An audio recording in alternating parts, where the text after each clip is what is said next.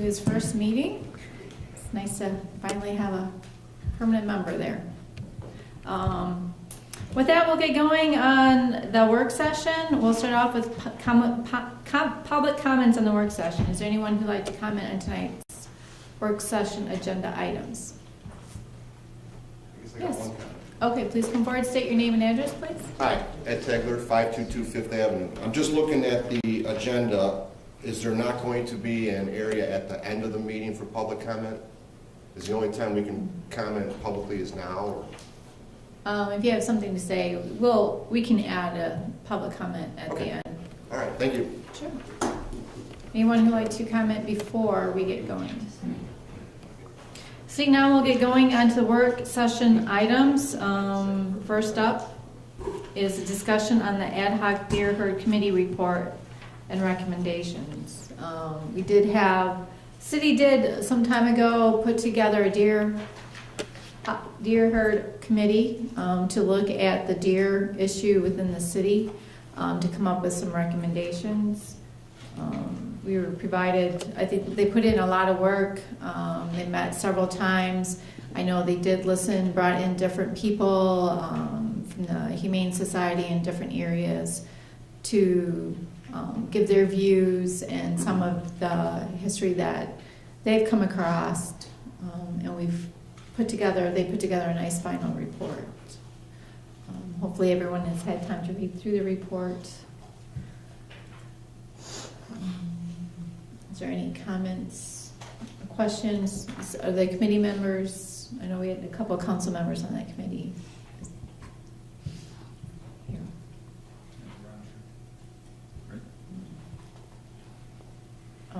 So I guess I'm asking council, was there any questions that they have from the final report? Is it going to be a presentation, or are we just going to have a discussion? Is there I'm not aware of anybody who's, any presentation.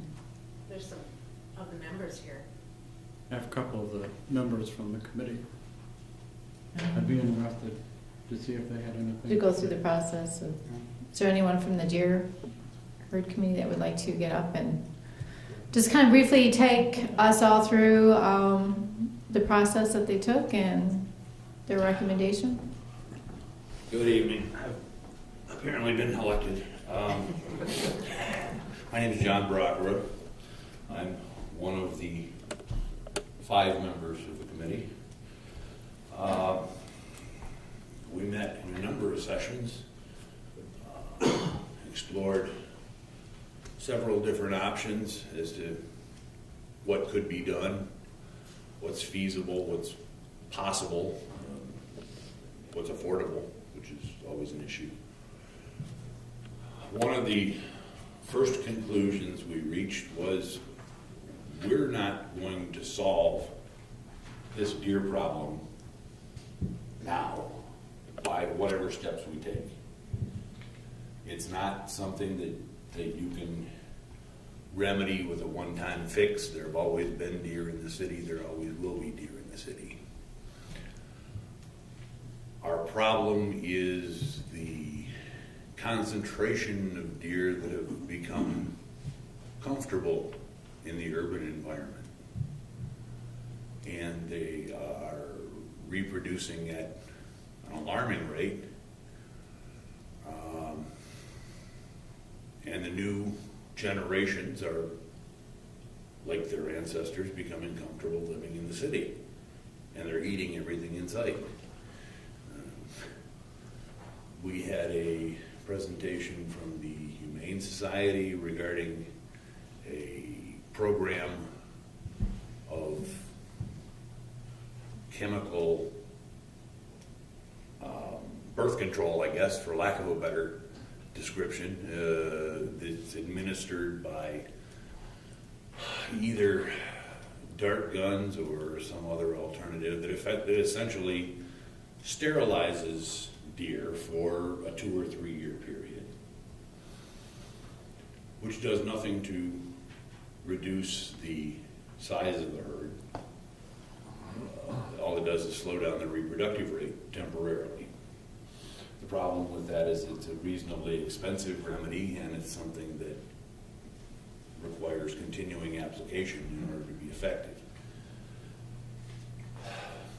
The other alternative is an active form of herd management, which this council authorized last year and then rescinded with some concerns expressed over issues of redirecting use of the city police officers to administer the program, and liability issues and safety issues. And we had an opportunity to have a presentation from a representative of the Department of Agriculture. And they apparently have a team of people that travel across the state, probably farther than that, that are experts at what they do. They come in with their own equipment, with night vision equipment, noise suppressed weapons, and having mapped out an area, essentially come in with what amounts to a SWAT team and takes out as many deer as they can in one fell swoop. There was a service that was used in Roscommon. They managed to take out 20 deer in one night at the Roscommon Airport, and they deemed that successful. They called that a successful adventure. It reduced the numbers sufficiently that they were satisfied with it. It addresses some of the previous concerns in that it doesn't involve use of city police officers. It involves trained individuals using their own equipment. I would think that the liability issues would to a large extent fall on them. They use noise suppressed weapons. And according to the representative that spoke to us, they have never had any complaints or problems or injuries or unfortunate things happen in the course of their executing their program. So that's a good indication. The alternative is to rely upon the effectiveness of the newly instituted feeding ban, which, if we don't take any other measures, may have an impact on the size of the deer herd in 10 or 15 years. In 10 or 15 years, there won't be much of town left because they'll have eaten it. The committee feels that the management of the herd size has to be undertaken at this point to cut down on the number of deer that are here and that are reproducing, and they're reproducing in multiples. You see 2, 3 fawns, 4 fawns, and if we don't do something to reduce the size of the reproducing herd, it's going to be absolutely out of control. At this point, it's a problem. It will become a bigger problem. That's our recommendation. You also completed a deer survey, We did. and the overall, I mean, my reading through that survey, it was my general sense, reading through it, that the majority of the people who turned in the results were not for culling deer. I wouldn't say there was the majority of anybody on any issue in that survey. There were opinions all over the map. And I don't necessarily like the use of the term cull because it carries all sorts of negative connotations with it. What we're recommending is herd management, and that, you know, is an ongoing thing. The first step is to take a step and see where it goes. We don't necessarily feel that one step, any step, is going to solve the problem, but it's a start to solving the problem. Because if you do nothing, it's going to become an unmanageable problem real quickly. Our recommendation wasn't based on anything that we perceived to be a mandate from the survey, because the survey expressed all sorts of opinions on both sides. Well, one thing we did notice is that there is a concentration of the responses in some fairly well-designated areas. There are places in the city that don't have problems with deer. And the responses seem to be largely from the areas that do. Okay. Are there any other questions? I have a couple. You mentioned Ross Common as one of the areas you looked at, and there's some references in your ad hoc committee report about looking at Rochester Hills. Did you have a chance to talk to people from Rochester Hills to see how that was being? I did not. Do we know if anybody did? Can't tell you that. Okay, well, let me just give you a little bit of background. Most of my family eventually lived in Rochester Hills.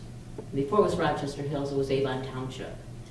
And it grew very rapidly in the 70s, and then the 80s it went through its incorporation process to become the city of Rochester Hills. During that time, there was so much growth happening in that township with big box stores and everything else.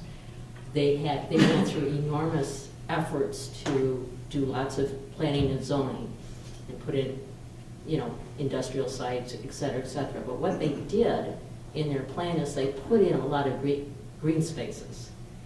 And there's a lot of deer in that area. I know a lot about this because my brother was involved in it, and he was on city council for Rochester Hills, and he majored in urban development. So I kind of use him as a resource on these things. That's why I was curious if you had talked at all to the people in Rochester Hills, because they too are opposed to the culling. Now, I thought it was interesting that Ann Arbor, isn't it Ann Arbor that is looking at very seriously doing that? Yes. So it does tell me that I'm not surprised by the results of your survey that the opinions are across the board. Are there any other questions? Comment? John, if we did go ahead with a cull for 2016, what is the timetable? Would we be doing this every other year, every third year?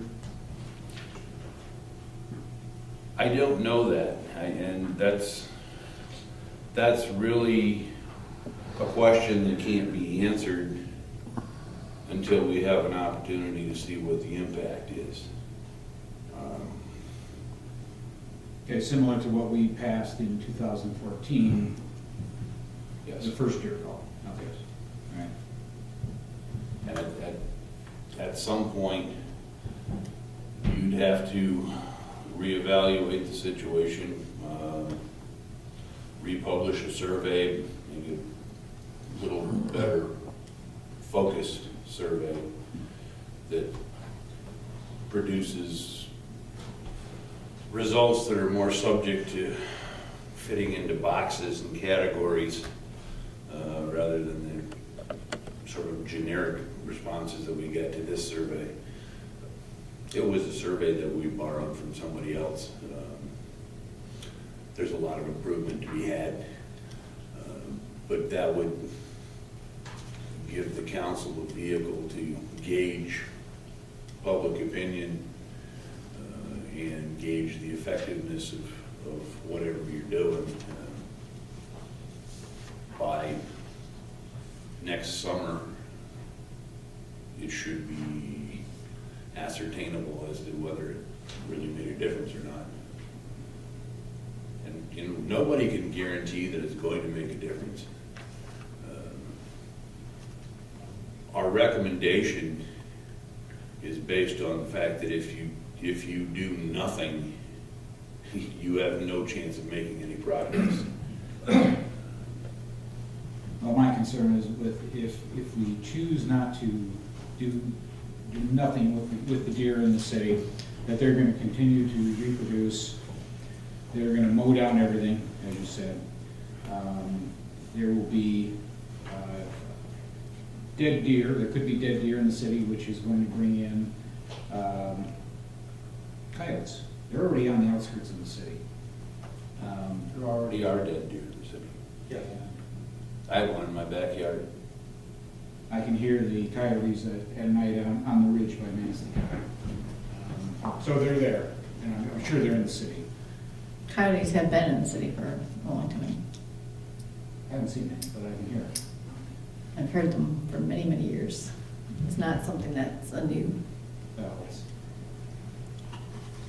Is there any other questions? I have, So- you know, I think it's an excellent report, and it covers a lot of aspects of the issue. Thank you. The urban deal, we have groups of deer that have never lived outside the city. They've never been in the wild, they've always been in the city environment where they have cover, shelter, and the availability of food. And protection from hunting. Yeah, they've never come to fear humans who occupy the same space, or some of the animals, dogs and such that are there. It's like they're part of the environment. And I would agree, as the report suggests, that in a do-nothing situation, the only thing that will happen is that we'll have more population of deer as opposed to less. The feeding ban and education will do things to keep deer from migrating from the woods into the city, seeking food during winter time. But it won't do much. The ones that are in the city now aren't going to go out to the woods looking for something to eat when food is scarce. My concerns originally when we looked at the previous call was diverting the attention of police officers, since we've just gone through the process of expanding our millage to the maximum and hiring an additional police officer. And I think also the mayor's concern on liability of using our police officers to do that. And I think the group identified in the survey answers a number of those questions. While I don't diminish the professionalism and expertise of our police officers, this is not an area that they're specifically trained in and experienced at. They do a great job in public safety. This other group, from everything I've read and checked online, has an impeccable safety record. They have insurance. They're paid by the hour. They achieve their objectives. They don't reduce enough deer. They'll come back after a 6 or 8 week period of time and make another attempt at it. You don't pay them a set price, you pay them by the hour, which is also an advantage and has been an advantage to other communities that have budgeted resources and found that they needed much less than what they had originally budgeted. Yeah, that is my understanding, although we didn't We didn't get into any significant detail with the USDA rep that was there because we didn't have any authority. We didn't, we didn't have a budget. It wasn't our purview to go there, so we really can't provide you with any specific cost analysis. John, I can just comment a little bit. He made the comment to me when I was showing him around town that in Roscommon, the county authorized $5,000 to do what they had to do. They spent 500 of that to remove the 22. So, and that's not an indication that that's what it would be here, but that's what it costs there.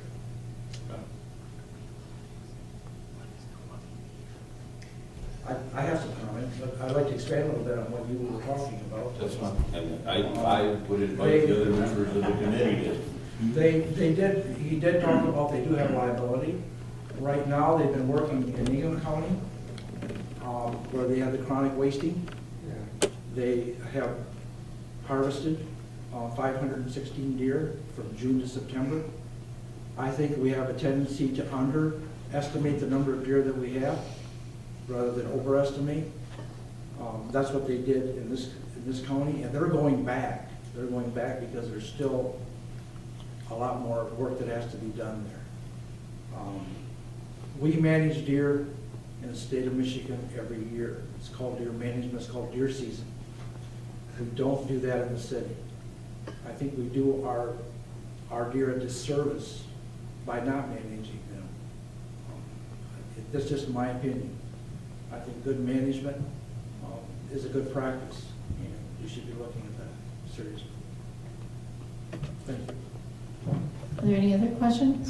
One other one, the ad hoc deer committee, is it going to be an ongoing committee, or are you completed now? You know, that was suggested by Mr. Edelman from the USDA, the Wildlife Division. He said that you need to, you make a move, then you reevaluate. They would give us a lot of input because of their experience. They can tell by what they do, if we need to continue, if we need to do it again, if we need to stop, wait a year. I would rely heavily on their input because this is what they do. They're a federal agency that does nuisance animal control. Everything from skunks to coyotes to coon, whatever it happens to be. This is their area. So I would rely heavily on their input. From my perspective, I believe that the committee approached the situation from the standpoint of providing a recommendation rather than being a continuing, ongoing, standing committee. I think at our last meeting, we addressed that issue and decided that our job here is through. But if the council wants us to continue, I suppose we can do that. Certainly be willing to do that. You see, you put in a great amount of work and dedication for this report. I guess I would like to see it continue because it is a continuing issue in the city. Well, Ann Arbor just put $90,000 into their program, and they do have an ongoing committee, like we have ongoing committees for other things. They're doing a combination of sterilization and removal, managing, whatever you want to use. They're using a combination, and they approved $90,000 to get that started. They're much bigger, deeper pockets than we are, for sure. Yes. Would it be possible for them to take a break and then possibly survey the residents or whatever they think they need to do to measure the results of the feeding ban on an annual basis? I'm just wondering who's going to do that. How are we going? Who's going to manage taking the measurements and reporting back to us with recommendations? I guess I don't understand the question.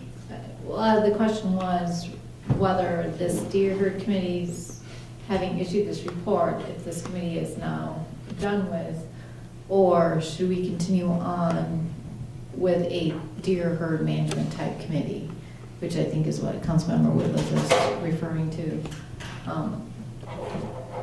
My feeling is we put together a deer committee to make a recommendation. They've done that. I would think that this committee is done. And if council wanted to look at instituting a committee for long-term type management, that we need to probably look at that further. I agree with that. That this committee is done, and then if we wanted something more long-term, then we need to discuss that and figure out, and maybe put together a committee, because I don't think these committee members applied and wanted to be on this committee for a long period, long-term. At least I don't think that was the original intent of this committee. It was to look at the issue and provide a recommendation. So my feeling would be that, yes, this committee, they did a lot of great work, put together a great report. But in my view, I think that this committee's work is done. Okay, let me try to restate my question. How do we go about measuring the success of the feeding ban? How is that going to be managed by the city? I think the feeding man, that was just put into place not too long ago. A couple months ago. Yeah, a couple months. Right. But I think it's been suggested that it be measured annually. I have trouble with a feeding. A feeding ban will work, but if you drive through Industrial Park, are you gonna kill all the grass? Are you gonna, I mean, there is so much feed or food in this area, it's just unbelievable. We have beautiful yards, groomed. I mean, they love to feed there. The feeding ban, I'm sure, will help new animals from coming in, maybe, new deer. But, man, we set a smorgasbord here. I mean, we set a buffet. I mean, we've got, I was driving down through Industrial Park today, and I'm looking at all the beautiful green grass, and we work hard to make it lush and beautiful. There was 18 deer and 1 buck having a wonderful time chasing those does around this afternoon. My wife and I got some pictures. It was interesting. Anyway, there's food all over. I don't know how much impact that ban's really going to have. That's a long term. It's not gonna happen overnight, that this feeding ban is gonna take care of the deer. We're probably looking at, what, 5 years, 6, 7, 8 years That seems. down the road? Well, I've been here quite a while, and I'll just tell a quick story, and then I'm done talking about it. I found my first dead deer across the street this year. That's the first deer that I've ever had the whole time I've been here. This is the first year that they actually got on my porch and ate my wife's flowers, and I still haven't heard the end of that. I need to now guard the porch at night. That's the first year that's ever happened, and that tells me some things. That tells me that there's more deer, or I just was really unlucky, and they're spreading out and they're feeding in a larger area. And eventually, everybody will have that problem. They continue to multiply. Not just the people that live up in your area. Thank you. Thank you. Thank you, John. Could I make one remark, please?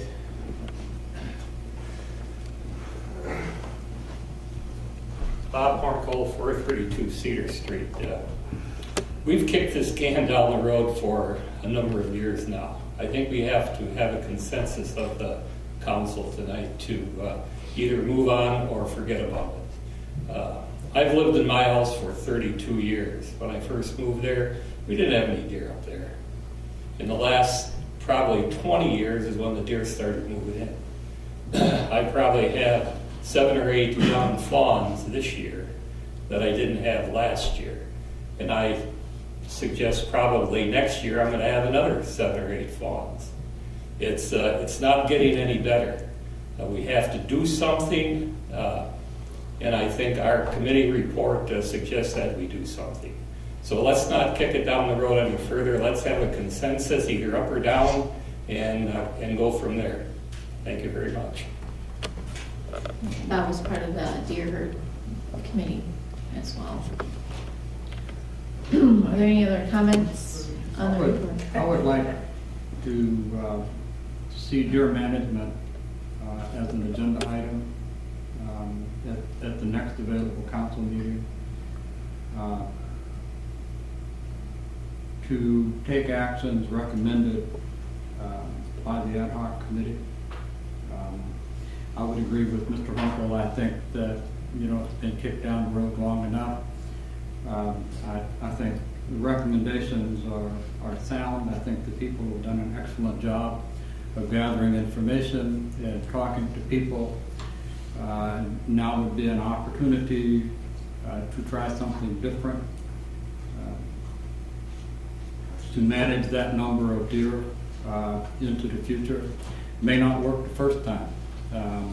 It may need a second time. You just don't know until you try.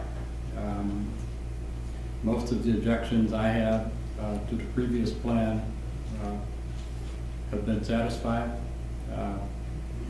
I personally don't have a problem with deer in my neighborhood, but I know it's a nuisance and a cost factor to people that do have the issue. I've seen more deer on the country club this year than I have in the past. And like Councilman Zielinski, as I drive around, I see them in greater concentrations throughout the city. But they are isolated in pockets where they've got shelter and a lot of green grass to eat. When they don't have the green grass, they'll eat people's vegetation. I'm not convinced, as I've asked Chief Bachman before, that it's a public safety. I think deer-car collisions have actually reduced over a period of time as opposed to increase. And deer are not the only carriers of the black-legged ticks. As a matter of fact, many studies have indicated that with declined deer populations, many smaller mammals carry the same tick, and the tick population actually increases. So I look at it as a nuisance and a numbers issue, and I would agree with Mr. Hunkle that it needs to get on the council agenda. We need to settle it one way or the other.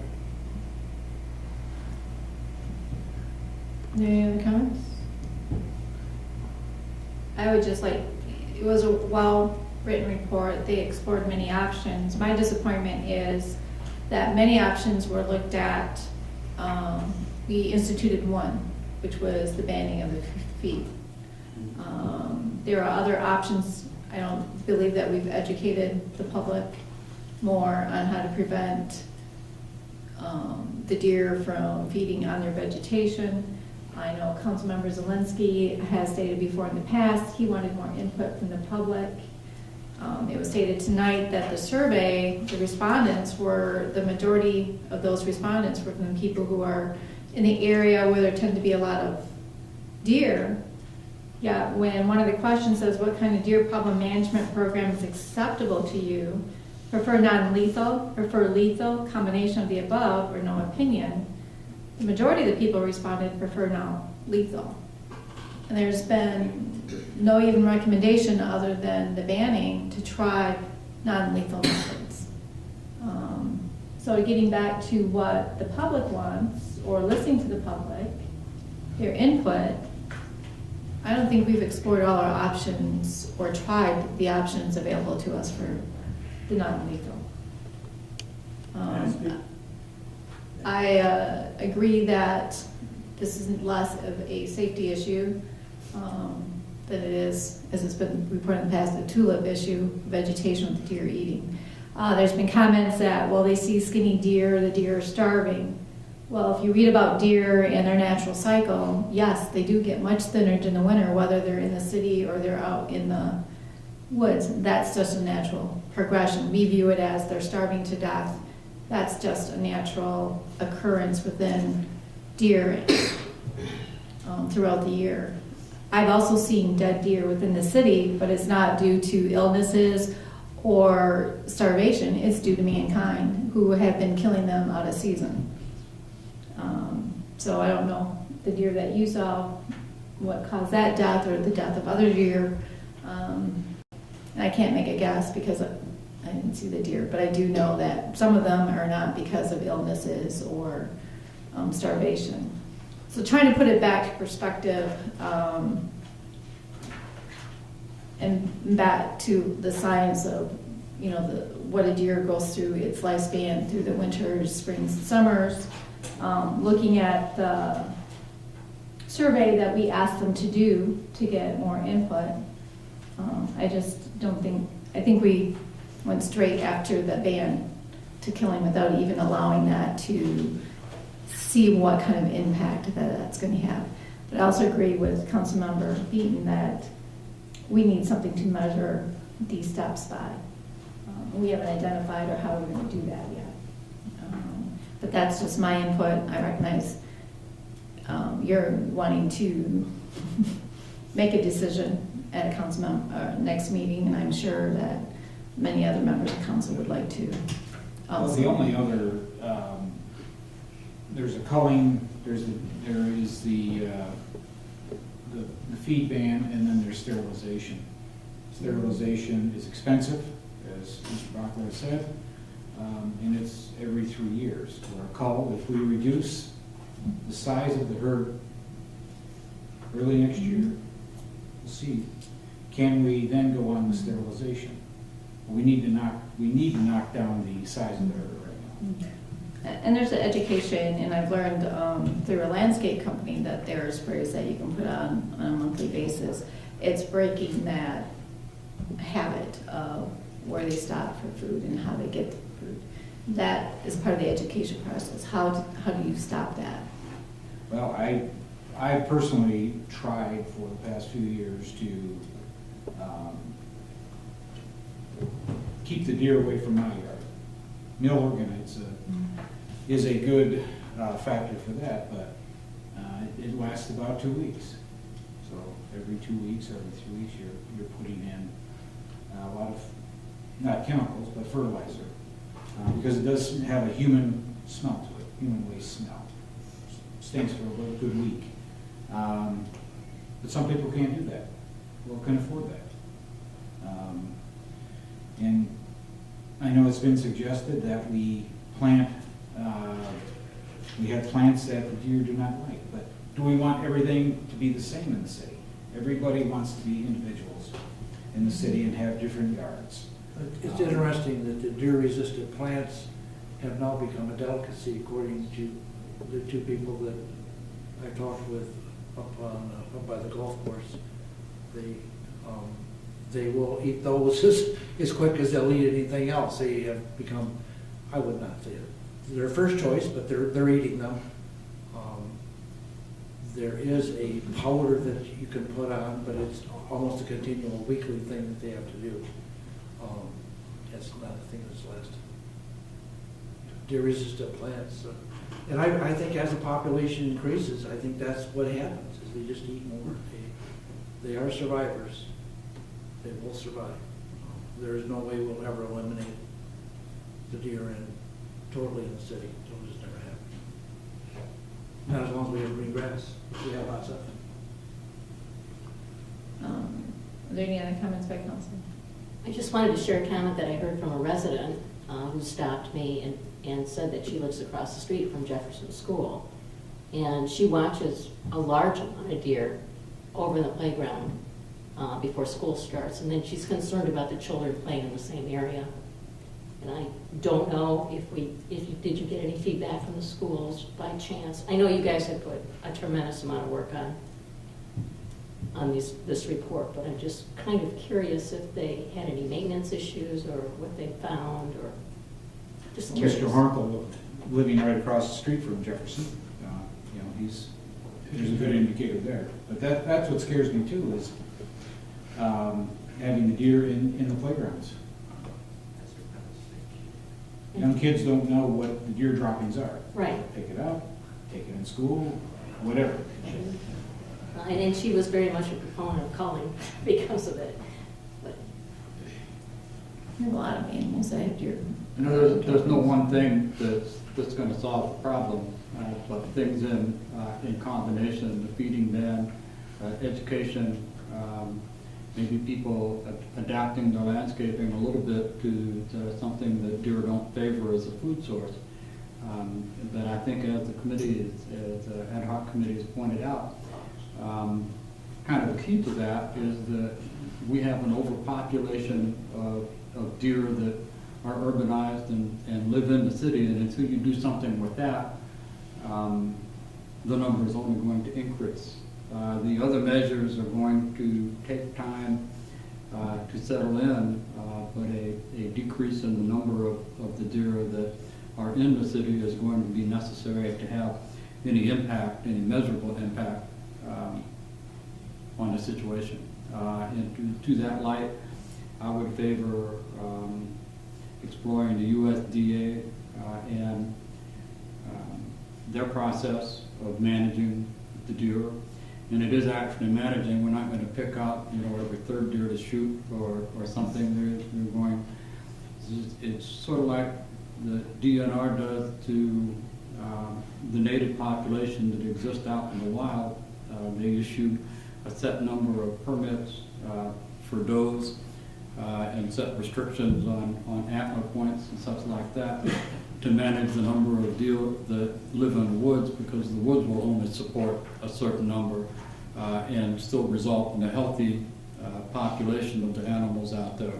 So the city is no different in that regard. I think it's time that we take action to reduce that number, see what the initial results are at that point, and then move forward. Yeah. I support having it on the council agenda. I think it's something that has to be done.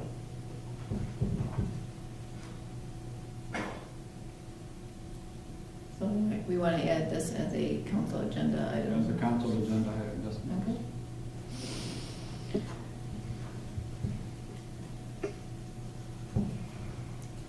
And when do we want that agenda?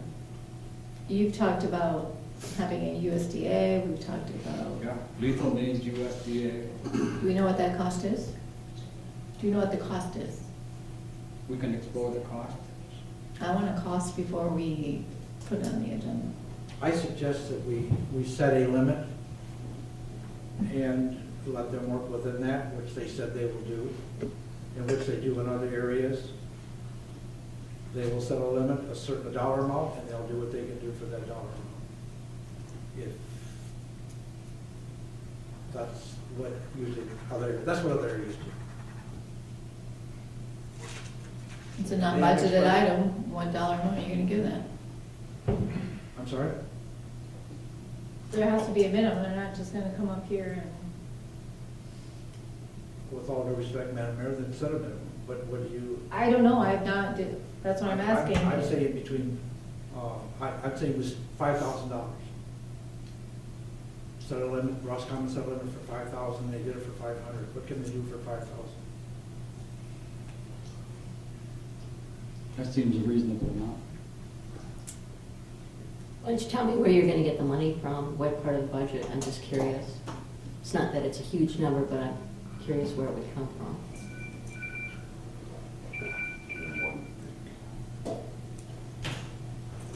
Well, one of the recommendations was a little over $9,000 to bring people up from Ohio and do an aerial survey that wouldn't do anything other than tell us we have a lot of deer in town. We already know we have a lot of deer in town. I'd rather spend $5,000 in trying to do something to manage the size of the herd than I would spending money for a survey when we already know we're overpopulated. I don't think the survey's in the budget. I don't think that 9,000's in the budget for a survey. So this is a new item. There's nothing in the budget currently that I'm aware of that addresses the herd population that we could flip. I'm sure we could find money in the budget, and I know we have a reserve fund that has approximately $1 million in it. And The there are general other fund? fund balances out there that could possibly be tapped. Mr. Bradford, are you here?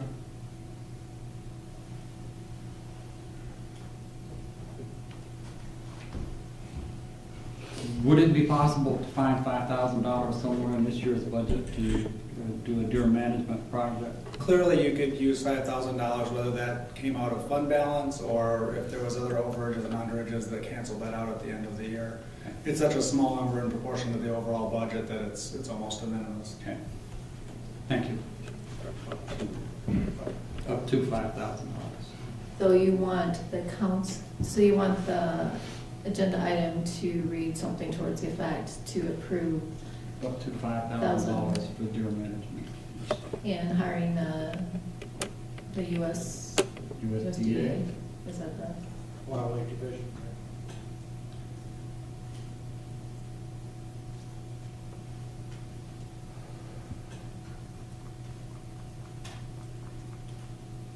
And were there time limits? The USDA, I mean, I know before Chief Bachman had preferred a winter time. Was there, do you know, restrictions that they would also have as far as time that this could happen? I think the report suggested that perhaps February or March would be a good time and allow for a possible follow-up. When we still have snow cover, and it's probably a little easier to accomplish with that. And there was also some concerns that if there was such a thing to happen, where would that take place? There's some huge resistance having it within the city. So where would you allow, if we're going to authorize this? Is it gonna be at their discretion, or is it gonna be at council's discretion where this would take place? USDA works differently than other, this is how they work. If the city will allow them, they will go on city property. They could go on Mr. Hornkel's property. as long I as they- am totally opposed for a killing within the city limits. That's, The deer in the city, if, where are you gonna In sit? neighborhoods? Are you gonna sit right on Maple and Murky? I mean, are you gonna sit right on Tall Street? Deer already in the city. they have just, There needs to be a designated, I am not for, if this is what council is choosing to do, we need to put a lot more thought into where this will take place and not just leave it up to an organization.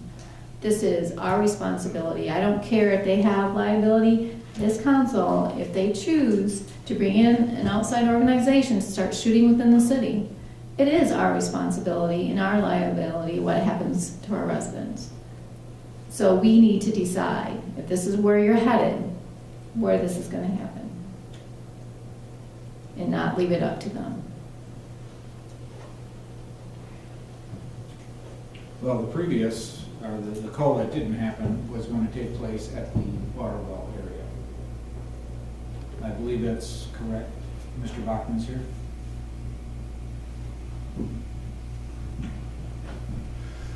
We actually had 3 or 4 locations that we had chosen for us to take deer. They're all on public property, city property.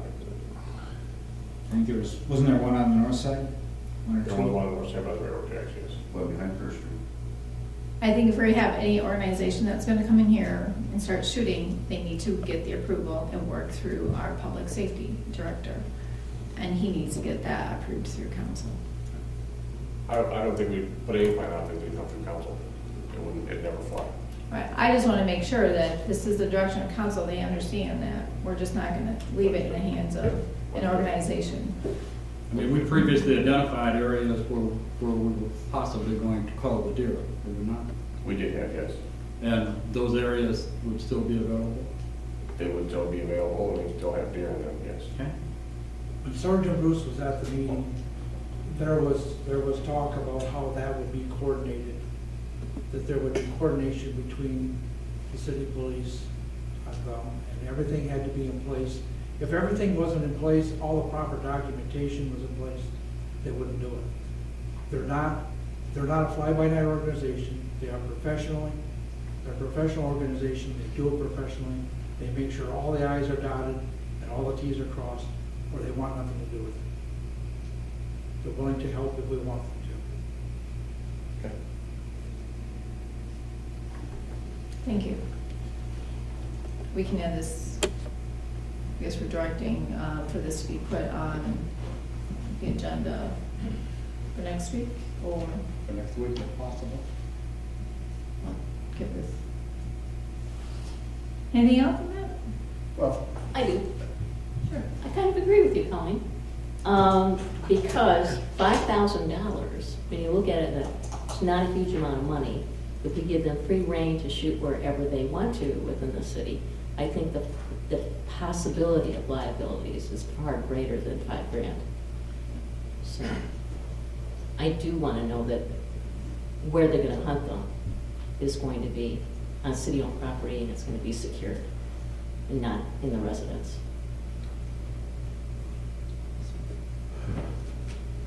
I'll wait till next week. It's just, this is silly. This is just silly. I'll wait for discussion. Like, we can do it in January. You know, Well, if we're hiring, if the council's directing to hire an outside organization to do it, it's gonna have to be within their timeframe as well. I just wanna make sure that if that's where council heads, that there is some control of what they're doing and where they're doing it. And it's approved by council, because it is ultimately our responsibility. I don't care if they have the liability, I don't care if they have their I's dotted and T's crossed. It is our responsibility, and it's on our shoulders if something should go wrong. It's inconceivable to me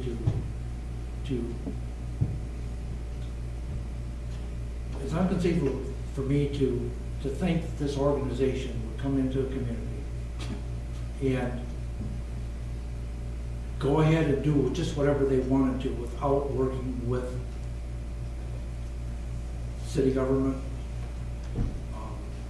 with the community. They're very conscious about both sides of this issue. They made it very clear that they understand both sides of this issue, and they understand the emotion on both sides of this issue.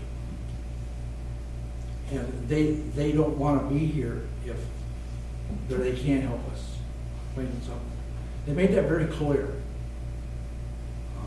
is this just your conversation with them, or is this? No, this was at the committee. Okay, that's what I'm saying. All right, well, I think we've got a direction of what council wants to proceed, so. So unless there's any other comment, we'll move on to the discussion on city council guidelines. Michelle and Ed? At your meeting in November, when you reviewed the guidelines, there were a few items that council wanted to discuss on it. I know Ed had prepared some information about the audit committee. Another item was council members wanted to discuss boards and commissions and include a section on code of ethics, or there is a section on there, but includes some other wording, which then is in your, the new policy that Cindy sent to you, that wording's added in there.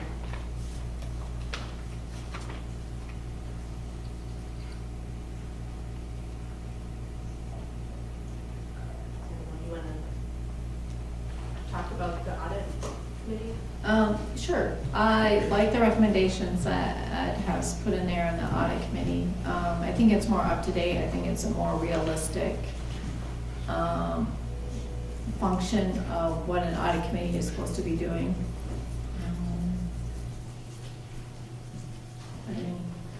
I do. Sure. I had some time to talk to a few people who also have similar guidelines as we do as far as a standing audit committee, meeting on a quarterly basis, et cetera. I talked to somebody who works on the finance committee for West Shore Hospital. What they have is they have a subsection in their policies under audit called the finance committee, which I thought operated fairly smoothly from the way it was described to me. In other words, they've got a capital expenditure, or they have an unexpected expense outside of budget. It has to be reviewed by the finance committee first, and they have to determine where the money is coming from. Whether they're gonna postpone an item that they need to buy off to a later date in another budget time, or if there's going to be a savings. So they take some time to take a look at those items before it gets to, and I'm going to just use, if it was our finance committee, before it would get to us to vote on, which I think would be very helpful when we are faced with financial decisions based on a vote here in council. I think we need to know especially where these items are going to be charged, and if we have the money to do it. And if we're diverting too many funds away from our more important things that we thought that we discussed before that are priorities, which are streets. I guess having been in council, that all that information's been provided ahead of time for us to review. And it's always been available at council or the department head requesting those funds have been available at the meetings to answer any questions. We get the packets ahead of time if there's any questions that we have. We always have been able to contact the city manager with those type of questions. Okay, it's my understanding, we're supposed to have an audit committee, is this right? We're supposed to have one? I'm unsure of how an audit committee functions because I've never been able to read any minutes. Do we ever have a functioning audit committee at any time? Yes, and all they did was sit down and review bills, but I don't see how that is a very good use of anyone's time. Those bills are reviewed during an audit. What's proposed here is having a finance committee. What it says here, shall be responsible for selection, retention, and oversight of the city's independent auditors using the government's finance officer's recommendation practice for audit committee as a guideline. Committee shall consist of 3 council members. The committee shall have access to the services of at least 1 financial expert familiar with municipal accounting and auditing practices. The committee shall present annually a written report of how it has discharged its duties and responsibilities. The audit committee can set the guideline when the financial auditors come in. Of course, they're looking through and ensuring that the financial business of the city is accurate. We can also direct them if we want more audits done, if we want them to look at particular things. It's something that the auditors will report to that committee first on their findings. The problem that I have seen over the years in we come from all different aspects of life. We don't necessarily all have financial backgrounds. So when you come into a meeting and you're sitting there reviewing invoices,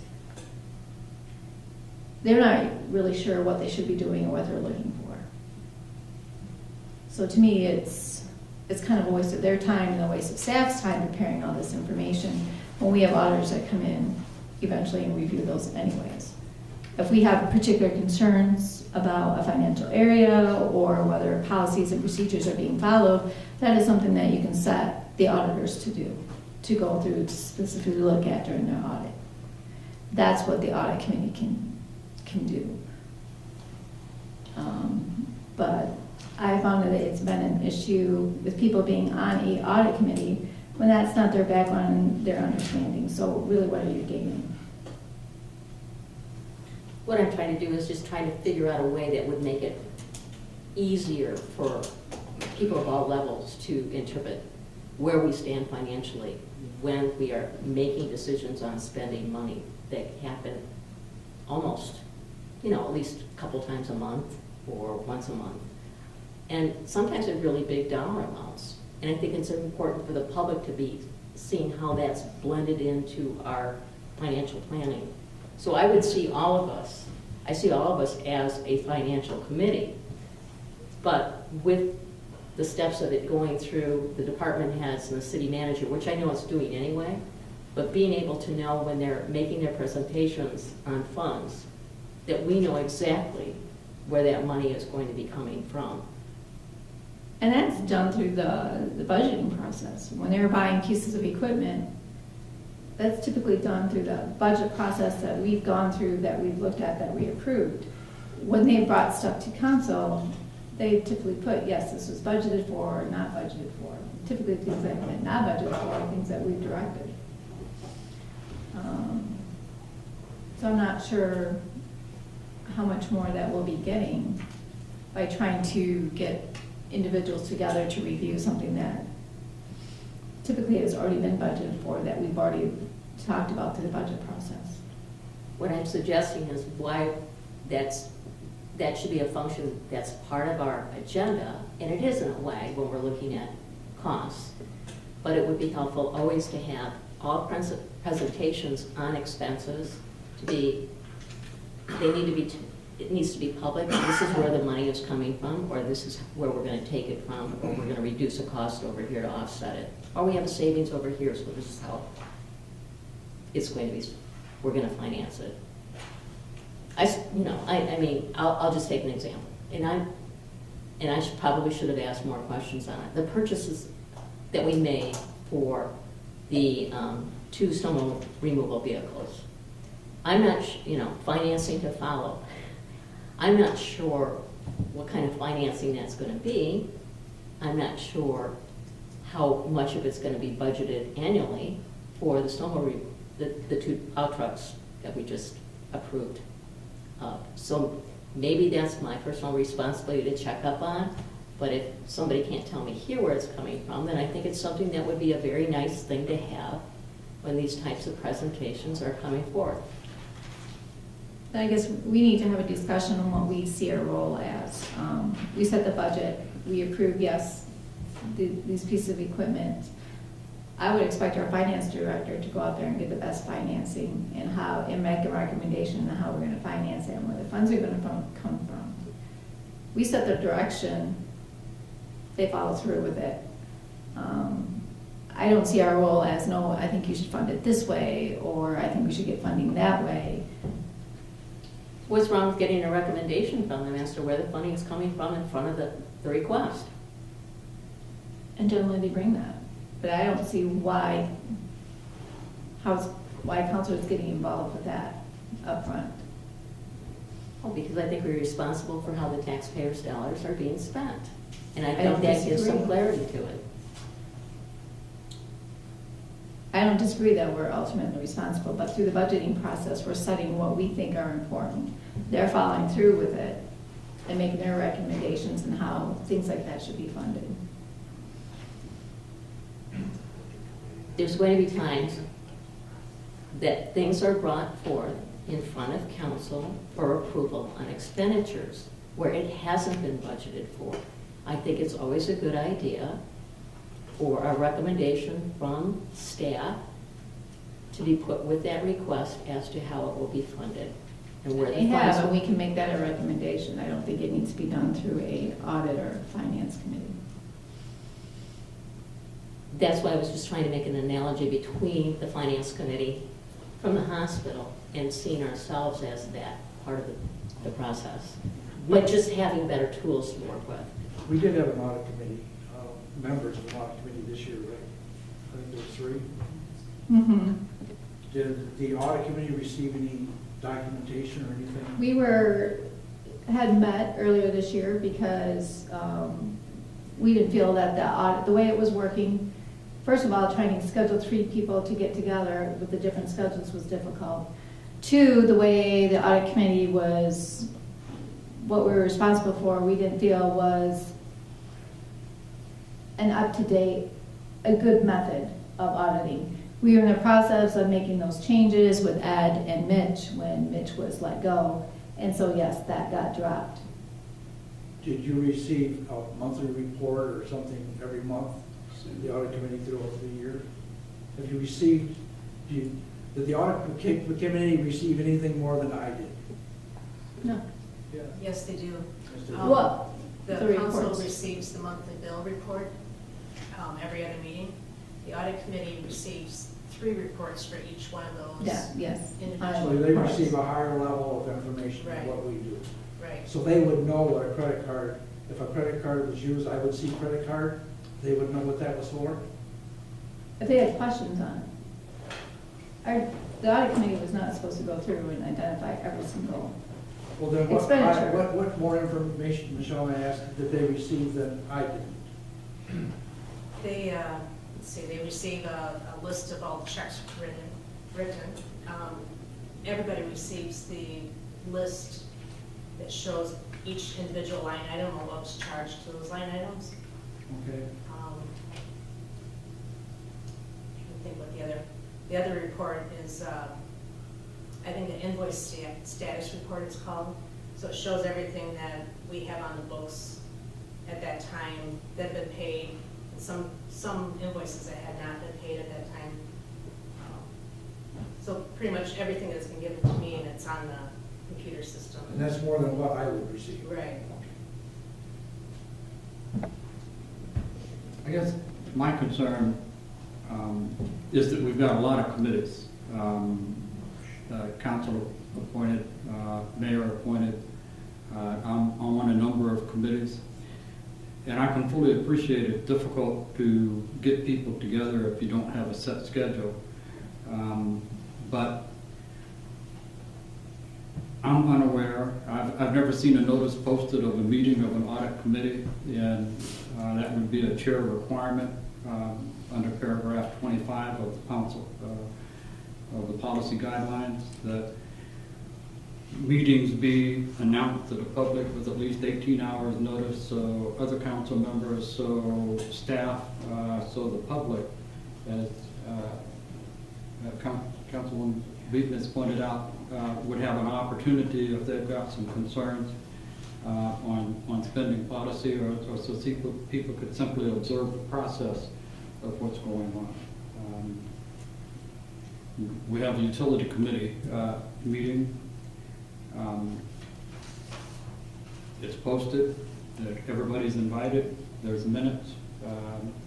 Everybody on council has access to those minutes and that information. And I would think we'd have the same policy for all the committees. so we were talking about the audit committee and changing its roles, but now you're talking about all of the committees. So should we run through the committees I think it should and be the look? same as the other committees, yes. Well, no, the discussions on whether we find merit in all these committees or not. So, Michelle, you want to give us all the committees that we have? They're listed in your guidelines. Towards the back. Page 6 of your guidelines. There's 15 different committees right now. Oh, Top page 15, or 6. right. Do you want me to read them? No, I've got them here. So we have the airport authority, the brownfield redevelopment, the compensation commission, the downtown development authority, the housing commission, non-motorized transportation committee, oil and gas investment board, the parks, planning, the tree commission, zoning board of appeals. We have board of review, harbor commission, historic district commission, and peg commission. Are there any of these that council feels that we probably could do away with?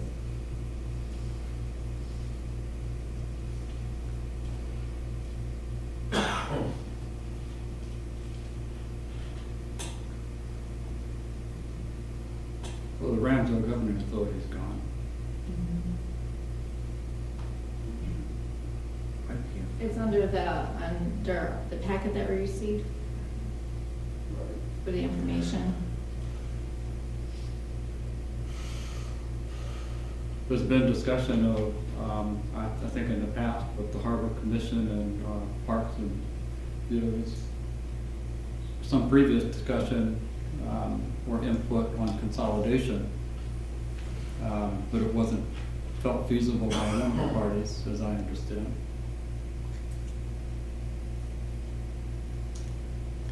I see there's merit in all these commissions, but I think one of the underlying issues is finding people to serve on these boards and commissions. That's been probably the biggest issue that we've had.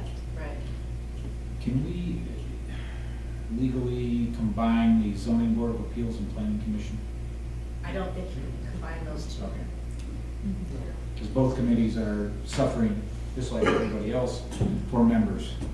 I don't Planning commission's know. at 5, I believe, right now. I don't know if the length of the terms, like, some of them are 3 years, some of them are 2 years, whether that's a deterrent for people, that maybe a shorter time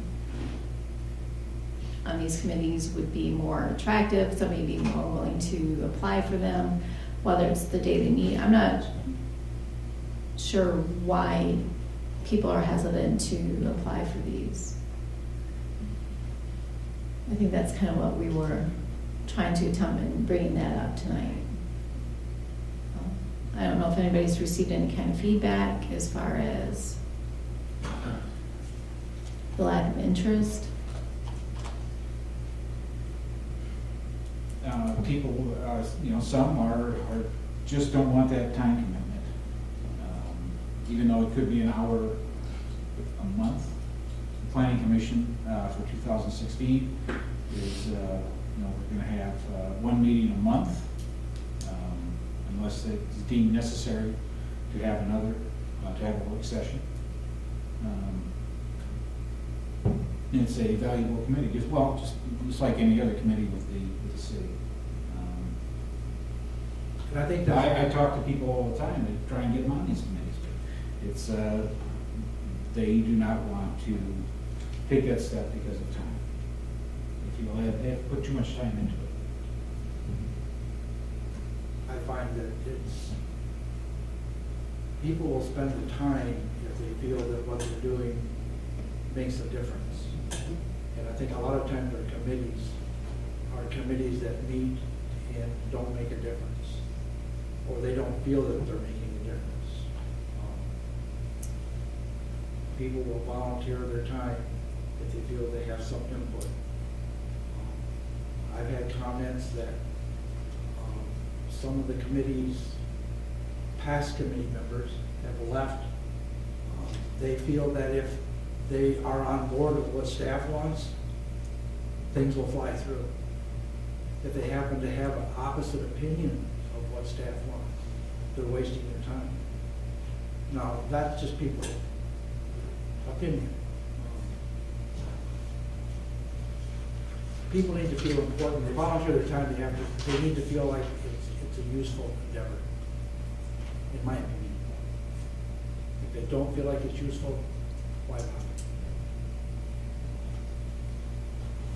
Well, I think people volunteer for committees or want to serve on them because they're passionate about a certain issue. And,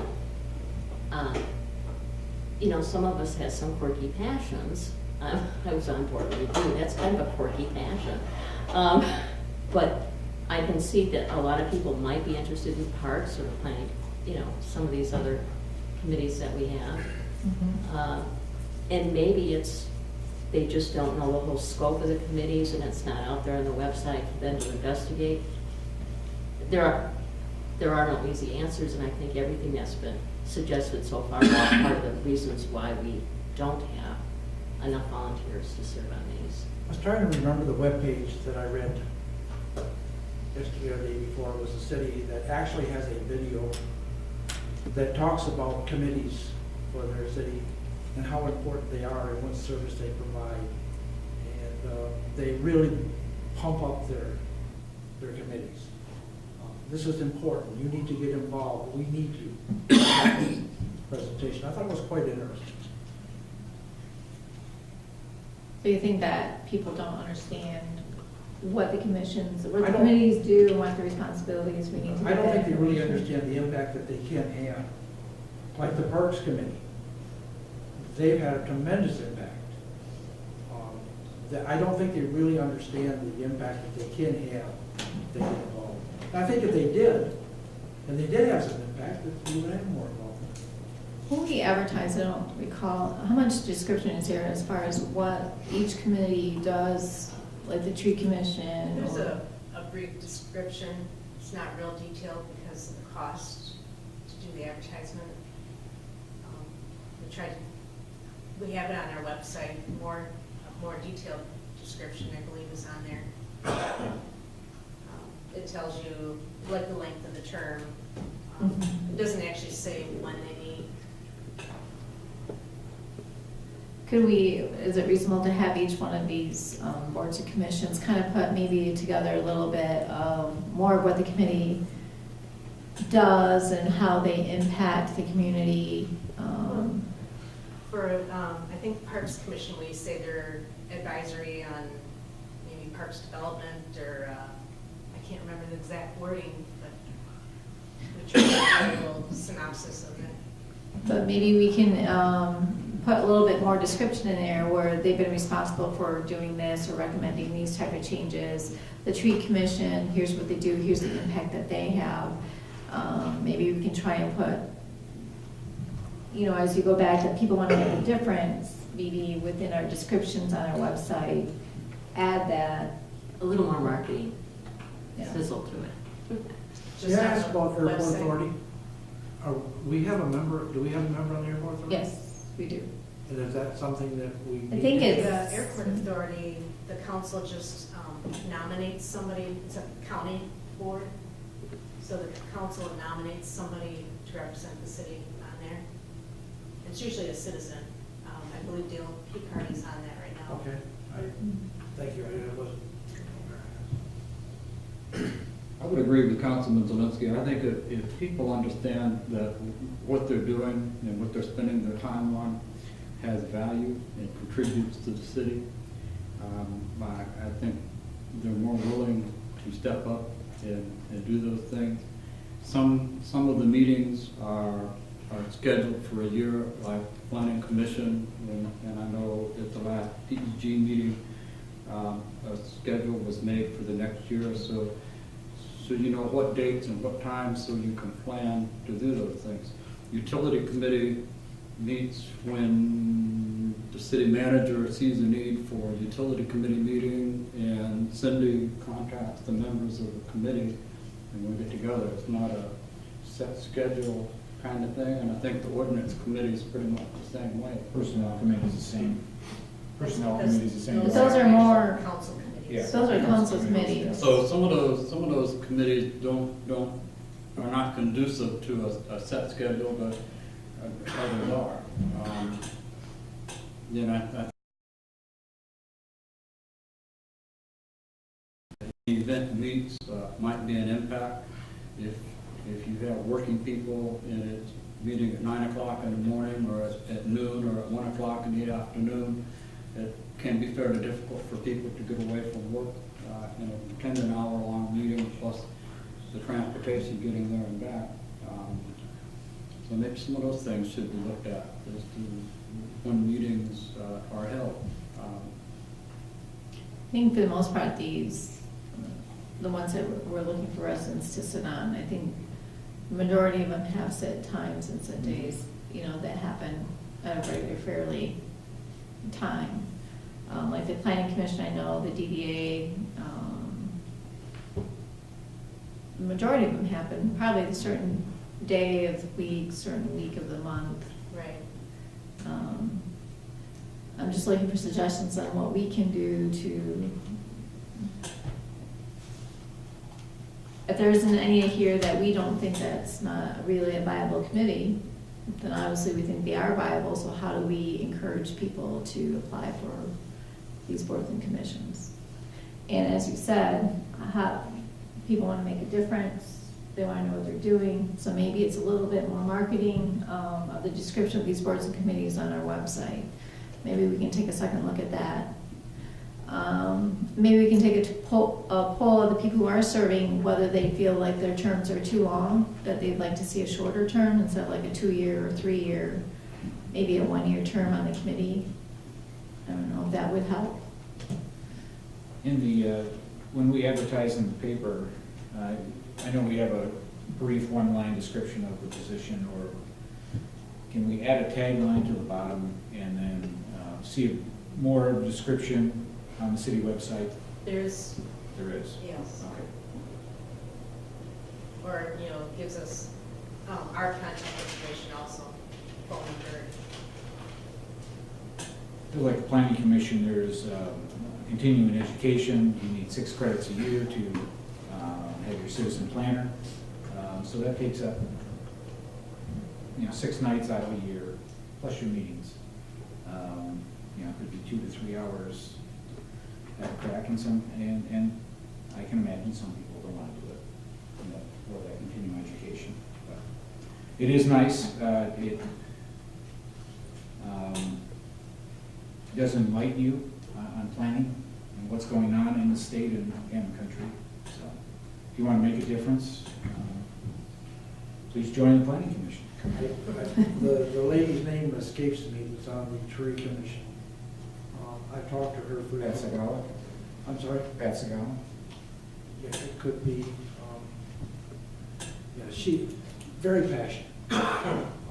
Takes that extremely seriously. I mean, very passionate about what she does. Very conscientious. They seem to work pretty hard at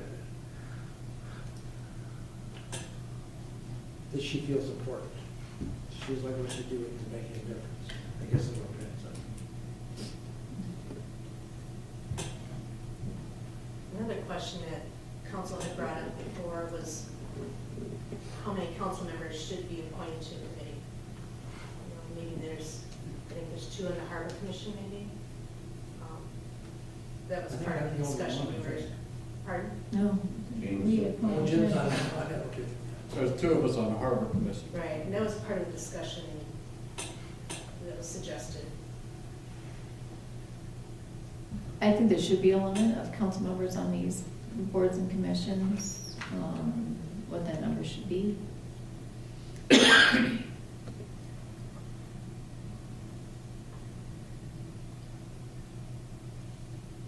Well, we have council members that serve on ad hoc committees and other committees.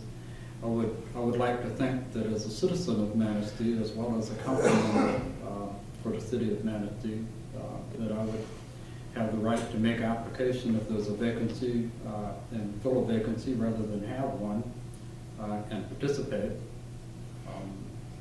Because I think that benefits the committee and it benefits my knowledge as a council person in dealing with issues. So I think That was one of the questions I had, excuse me for interrupting. That was one of the questions I had when I was elected to council, was because I was on a few commissions. Should we step down from those? Was there some legal reason we shouldn't be on committees? And at that time, there was no problem with that, being on those committees. I think the only, excuse me, no, I'm interrupting you. Yeah. The only one that you have to step down through by charter is the board of review when you're elected. I was on those committees prior to being elected. I was on those committees because I really cared and was passionate about those. I didn't want to give them up. I did give up the Parks Commission because they felt I didn't have nothing more to add. Then there's a law that was time to let somebody else take a crack at it. But I mean, there is, you're right, there's probably no legal reasons why you can't. But on the other hand, you can go to these boards and commission, you can sit in on those meetings and find out there's nothing that prevents you from doing that. However, the other thought is, the buck stops here, we have we have our input, our time to have input, and we actually make the decisions. Are we limiting it by taking up a seat from another resident that could have input? Do we have more input by also sitting on these boards and commissions and then bringing it back to council and then voting on that? Those are some of the comments that I've heard about serving, so it kind of goes both ways. Is there validity to it? I think it does and it doesn't. If we all of a sudden have 4 people interested in serving on the Harbor Commission, I would gladly give my seat up for a citizen to serve on that, so we wouldn't have more than one council member on She there. can't put out there that we have your seat available if more people. She can only put out there what's available and what's But open. we still have 2 vacancies even with my appointment, so. Right, I'm just saying that. So, do you guys have an issue with council members serving on these boards and commissions? No. Okay, is there a limit per 2 or 3 council members? I think there should be a limit as to the number of council members that serve on any one committee. I don't have a problem. I think that we shouldn't have 4 council members on one committee. I think that would be excessive. I don't want to give up my harbor commission. I personally don't want to give it up, but when I'm not on council anymore, I plan to do that. I understand there's a vacancy now on the Parks Committee. I kind of miss that, being on the Parks. Hesitate to apply for it because of what we've been talking about. I would love to be on that committee. I enjoyed that. We accomplished a lot on that committee. But I hesitate because I am on council. But if there is a vacancy when I'm not on council, I will be applying for that committee for sure. I'd be comfortable with a limit of 2 council members. You know, it really depends on how many people are on a commission or a committee. If you've got 7 people on a committee, then 2 council members, not much of an imposition. If you've got 5 people, 2 of them would be 40%. That may not allow for an opportunity for other public citizens to come in and participate in the event. And in instances where, when I applied, there were 3 vacancies on the committee. I mean, it seemed a reasonable thing to do. Is that something that you can put into the council guidelines, just putting a limit of council members that serve on this, or is that just a general guideline that we would follow? I believe we could add it to it. I don't see a problem with adding to it. Are you guys comfortable with adding a limitation of council members serving on these boards and commissions? And I have no problem. And another area that I find being on council and being on committees, not so much the Harbor Commission, but some of the other committees I'm on, that they look to you to get special, to do special things. And I shy away from that. I'm only a member of that committee. Like they look at you differently if you're on council, is what I'm trying to say. And I would not expect that to be any different. And does that influence anything? I don't know. But I just think they look at you differently when you're on council. And does that limit open discussion among these? It's an interesting discussion. I will allow it, if you have a comment. I have a few comments. But I want to start out first by saying that I understand how much time you guys give up. I understand you do it for very little pay and absolutely no recognition. But if we're talking reality here, the reality is there's not a lot of interest taken by the council in the committees, in all honesty. Sent a letter out a little while ago. Whether I overstepped my bounds in sending it out or not, I don't know. But I didn't get one response. I got one response from Councilman Zielinski. He called me, and the mayor showed up at the meeting. The rest of that, radio silence. Anything. Hey, you got your email? Sounds like you're doing something. Let us know when you're done. Hey, you got your email? You're going in the wrong direction. You guys are going to be shot down. Don't waste your time. Anything. I don't think you guys have to be on the council. What Roger says is sort of true, because now if we get 2 people from council on a commission, we have 2 people from council on the commission, we have a staff member assigned to the commission, now we got council members and staff members at our, and I mean our, the Citizens Commission. And I feel that we would end up taking a back seat.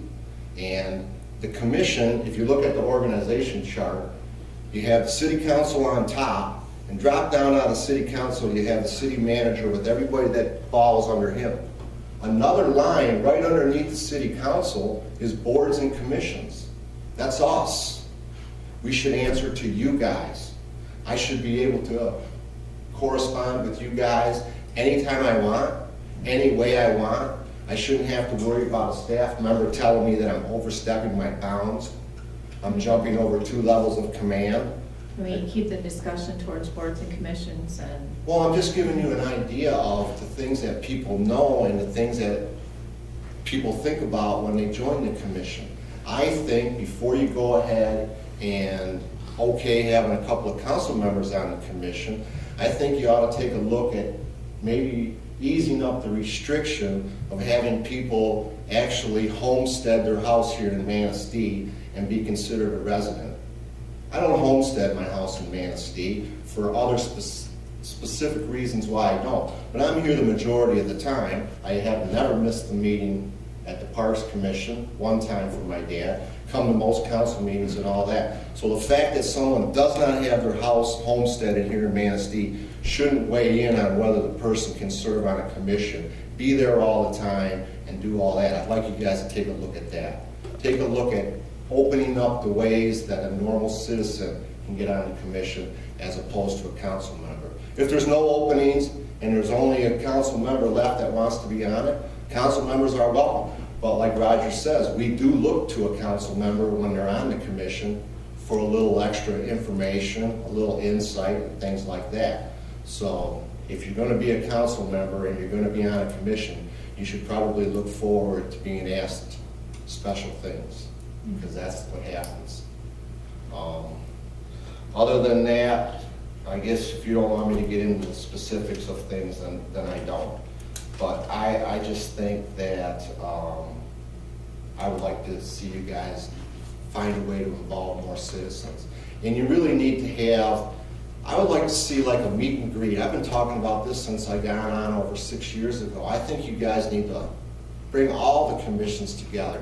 Bring them to, use the marina, bring them together, have a little meet and greet, let all of us set up a little informational table on what we do and where we're at, open it up to the public, publicize it, let people come down there, they can see each individual commission.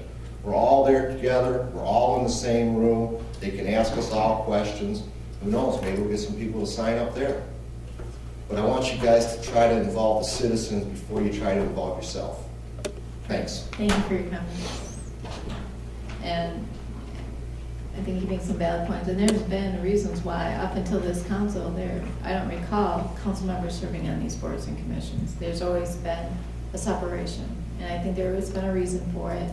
And I think, valid points were made. People may be more inclined not to speak freely for that. So I would kind of agree not to put council on these boards and commissions for those type of reasons. I like the idea of having an open house. It goes along with that marketing, so people understand, they get to meet the board members. I think he had some really good ideas. I think that's a great point. You're on a one-to-one basis with somebody that may want to join. And now you can get lay of the land of what the Parks Commission does, or planning, or ZBA, or whatever. The time, the education. You're getting away from City Hall. Because sometimes that does scare people. City And Hall. I think years ago, I think the city used to do a thank you type recognition where they just had appetizers and invited all the boards and commissions to thank them. The DDA does it they have a yearly annual meeting, and they invite their volunteers and have a volunteer of the year. But didn't the city used to? A couple times, and then budget cuts, that was taken out. So if we really want our citizens and we're really gonna make a commitment, then we have to make a commitment in the budget process to, recognize our citizens who are volunteering their time.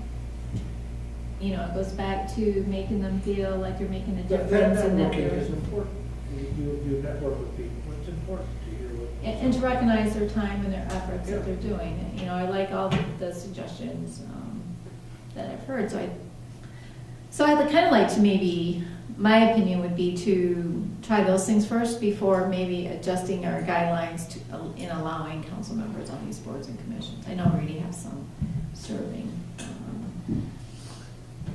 But maybe if we try better marketing, more recognition, meets and greets, and kind of work it that way, maybe we might have better luck. That's a great way to help steer Manistee into a new direction.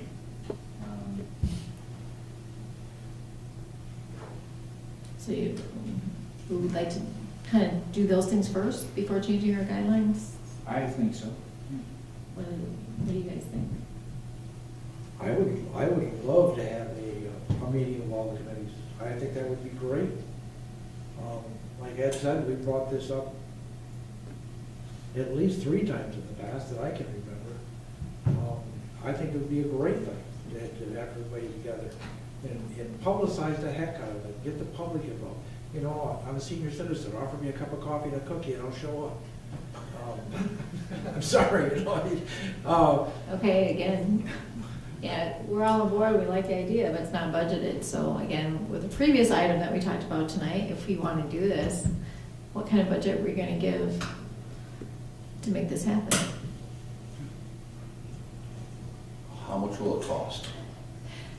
Are we Can talking you- $150?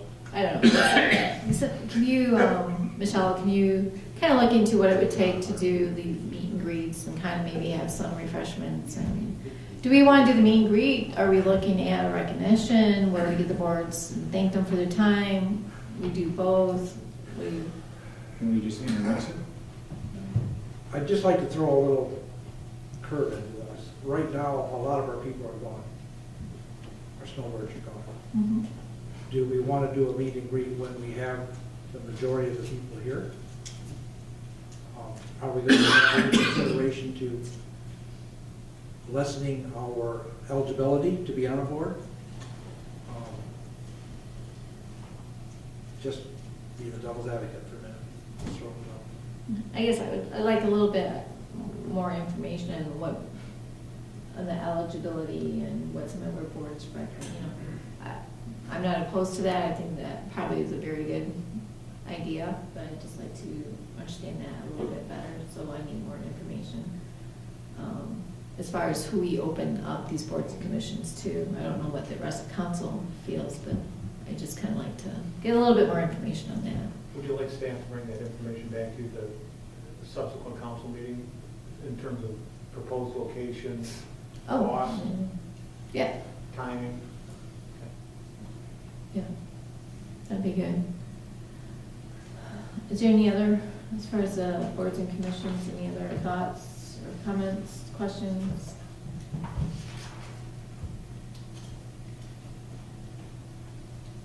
On anything else? I'm sorry, on anything else? On the agenda? May I make one more comment about audit? Sure. Okay. Would it not be possible when the city manager is putting together the agenda and we have items on it that we're going to be voting on in the way of expenditures, if he can't just put in there where the money is this has been budgeted in such and such budget period, or this is a capital improvement project that we've already planned on, or we recommend taking the money from such and such an area. Can't you put in there where the money's coming from? for the Certainly can. expense? In normal practice that I've been used to is that if it's a budgeted item, just put that in the report to council that it's a budgeted item, this line item, this amount, you know, what we end up spending or recommending. I think that would be great. I think there are people that really do want to find out what that information is, and I think that would be very transparent then. And obviously, with the unbudgeted items, we bring back information to council. You know, this is unbudgeted for whatever reason.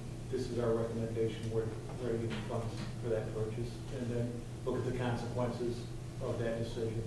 If we have to give up another project, or where we're going to come up. not uncommon. Is that going to be satisfactory? Yes, and if there's a savings involved, if they could just give an estimate, I don't want them to, it doesn't have to hit the nail on the head, but if they're gonna say, we're gonna have some savings, give me a range of what that's gonna be. We could say simply, it'd be easiest with a capital expenditure if we budgeted $55,000, bids came in, we're gonna be spending 50. Would that be sufficient to give you your savings? Gives us your savings. Then we buy something that's going to increase efficiency where, just a ballpark of how much that may save. We'll give it a shot, and then if council wants to tweak it up, we can. I think like the new grader, you just want the new snowball thing. I mean, we talked about savings. It saves time. It does save fuel. It runs all day, 13 hours on one tank of gas. It uses diesel, by the way, not gas.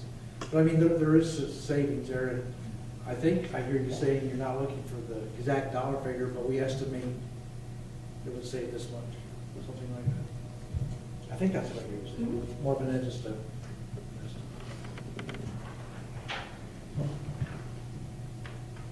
Well, before we go, are there any citizen comments on, please come forward, state your name and limit it to 5 minutes, please.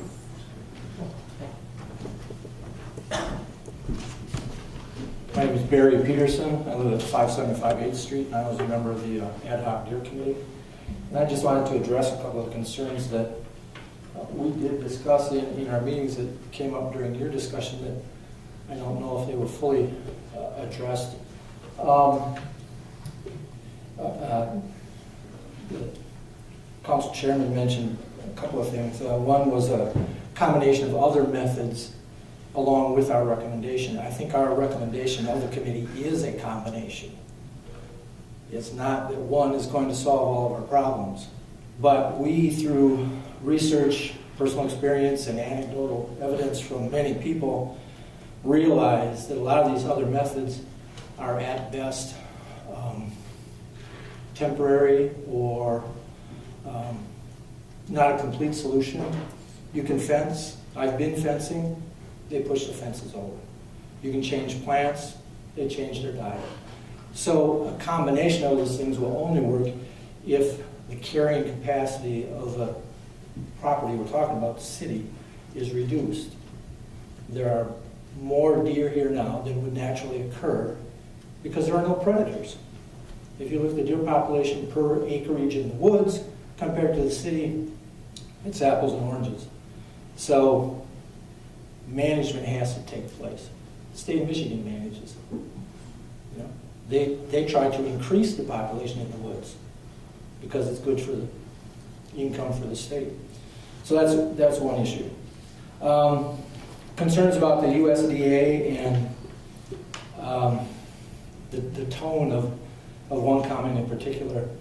The gentleman who came and talked with us was extremely precise and professional, and I have no doubt whatsoever from his presentation that he would undertake nothing without the approval and consent of all officials involved with the city and public safety. And I cannot for the life of me imagine they would ever engage in anything that didn't meet very specific and precise requirements to execute the contract. As far as price, it's they won't quote you a direct price on our estimates until they know exactly what you want. They can't give you a price. But I understand the last time this was going through council, 50 permits were issued by, were discussed about being issued by the DNR. He could say, maybe 30 of those would get filled. Probably not all 50 of them would. And if it took this amount of time, once he's got the specifics and has surveyed the area, he can give you a much more precise price than what we could. And the final comment is more of a personal nature than as a committee fact. But the survey which we used, and great weight seems to be given by some people, I think in all fairness, we have to tell you, we did say that we borrowed it. But it wasn't mentioned that we borrowed it from the Humane Society. So in my opinion, it's skewed.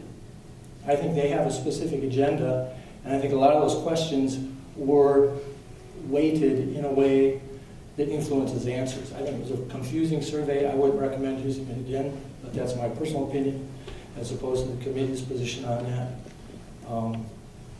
I think that survey is easy to read whatever you want to into it, the way it was worded. Thank you. Yes, sir. TF Taxiadis, 817 Cherry. Excuse me. No dear comments, you know where I'm standing with that. Concerning committees and commissions, there are different public bodies involved here. There are some authorities, there are some commissions, and there are some committees. They have different requirements for membership by law. For sure, I can tell you that the Brownfield Redevelopment Authority, they cannot be representation by council members because council votes or approves actions of the Brownfield Authority. So before you look at having members of the council participating in committees, you may want to look at state law and city charter and the bylaws of the various groups, the committees, commissions, and authorities. It is true that the vast majority of the people do not know the functions of the various commissions and authorities we have. And I hear this time after time. I have served in the Board of Review, and as Linda knows, people think that the Board of Review is a branch of the city, and we make decisions that the city wants, and as you know, that's not true. So a couple things. One, when you advertise for vacancies for any of these commissions, you could be looking at adding a short description of the function of the group or the commission, the authority in the advertisement. And yes, there is going to be a cost associated with increased publication costs. Second, having a meeting or a get-together of all of the commissions, as this gentleman suggested, it's a good idea. It is good for the members of the various groups, authorities, and commissions to know what each other does and whether there are opportunities for synergy. Again, this is going to have some small cost associated with this, but people need to get to know more about the functions of those groups and why they're important to the city, to the citizens of the city. Thank you. Thank you. Any other comments? Yes, sir, please come forward, state your name. Good evening, Your Honor. Steve Wall. You did cite just my name, not my address as well, correct? You can say your address. I don't need to, just clarification. I'd like to jump back first to the discussion on committees and commissions and council members being a part of those cities and commissions. I absolutely agree. There's almost an implicit intimidation factor with the city official sitting on a body along with citizens. I'm not saying that does not happen and cannot be good and cannot be productive. I'm just saying that there seems to be almost a natural deference to that city official because of their position. maybe not because of their opinions on that board. So I think that if you're going to put council people on these citizen-based committees, commissions, and boards, they absolutely, first of all, are limited by law, because if you put 4 people on there, is not that a violation of the Open Meetings Act? So I don't think you can have 4 citizen council members on any committee without violating that fact. So if you're going to have it, it should be 1 to 2, no more than that. But my personal preference is give the opportunity to citizens first. You have enough to do. You have enough on your plate. Why add any more to it? Regarding barriers to memberships on these commissions, I think back to an incident when I was coming home in junior high, in 7th grade. There was a car disabled on the side of the road, had a flat tire. I was walking with my buddy. He said, "Let's go help." I said no, because I did not want to be honest enough to admit that I did not know how to change a tire. I did not want to be embarrassed to admit to my buddy I didn't know how to change a tire. I'm thinking, I'm a guy, I should know how to do that. Maybe that attitude has changed now, but at the time, that's what I went through. So I declined 2 opportunities at that point because of my fear of embarrassment, of not knowing what to do. I declined the opportunity to be honest with my buddy and tell him, I don't know how to do this. And I declined the opportunity for him to show me, hey, that's okay, I'll show you, you can help me. I could have learned at that time. My point being, and I said this at the last council meeting, despite the good intentions of this dear herd committee, there were serious missteps taken both in this body and in the committee in terms of procedure. My point being, one of those barriers may be, I really don't know what it means to be a committee member. I don't know how to proceed. I don't know how to make motions. I don't know if we can do this or not. So nobody has mentioned, what about training? Great, you get all these people on these commissions, now we're all looking around at each other, what do we do now? And so who do you look to? Well, a council member, he should know. The attorney, he should know. We assume the other person knows.